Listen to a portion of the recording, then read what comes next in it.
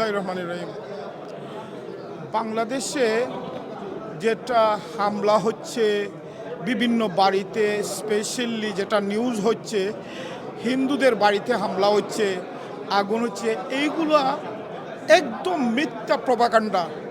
এটা দেখবেন সত্যতা নিয়ে আপনি যদি যাদের বাড়িতে হামলা হয়েছে ওইখানে যান, খবর নেবেন, দেখবেন কিছুই না। এটা ইন্ডিয়ান এবং বাংলাদেশের একটা গোষ্ঠী যারা গণহত্যা করেছে বাংলাদেশে, এই গোষ্ঠীর লোকরা, ওদের মিডিয়ার লোকরা এই প্রপাগান্ডাটা করতেছে। বাংলাদেশ এখন একটি নতুন বাংলাদেশ, বাংলাদেশের মানুষ আরেকটি স্বাধীনতা পেয়েছে, আরেকটা স্বাধীনতা পেয়েছে। এই বাংলাদেশে একটি সুন্দর বাংলাদেশ, একটু নতুন স্বাধীনতা পেয়েছে। এই বাংলাদেশকে প্রশ্নবিদ্ধ করার জন্য একটা বাজেলি এই প্রপাগান্ডা, এইখান থেকে বিরত থাকতে হবে। এবং যারা এই প্রপাগান্ডা করে ওরা গণহত্যাকারীদের সাথে সামিল, ওরা গণহত্যা যারা করছে ওদের সাথে, ওদেরকে সাপোর্ট করার জন্য এরা এই প্রপাগান্ডাটা করতেছে। হিন্দু কারো বাড়িতেই কোনো হামলা হয় নাই।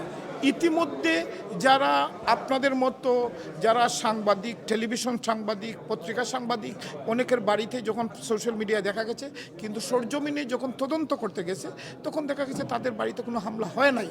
এটা শুধুমাত্র প্রপাগান্ডা। বিবিসিও অনেকগুলা সরজমিনে রিপোর্ট করেছে, বিবিসি বাংলা সরজমিনে রিপোর্ট করে দেখা গেছে ওগুলো সবগুলো ভুয়া, এটা একটা প্রপাগান্ডা ছাড়া কিছুই নাই। এটার কারণ হলো বাংলাদেশে যে আমরা 18 কোটি মানুষ এবং সাধারণ ছাত্রছাত্রীদের আন্দোলনের বিনিময়ে আমরা যে একটি নতুন স্বাধীনতা পেয়েছি, আরেকটি স্বাধীনতা, এইটা নতুন বাংলাদেশ, এইটাকে যারা ভালোভাবে নিচ্ছে না এবং যারা গণহত্যা করেছে বাংলাদেশে, তাদেরকে সাপোর্ট দেওয়ার জন্য এই প্রপাগান্ডাটা করতেছে। তারা হিন্দুদের বাড়িতে আক্রমণ হচ্ছে, এই হচ্ছে, সেই হচ্ছে, আসলে তেমন কিছুই না। এটা শুধুমাত্র প্রপাগান্ডা।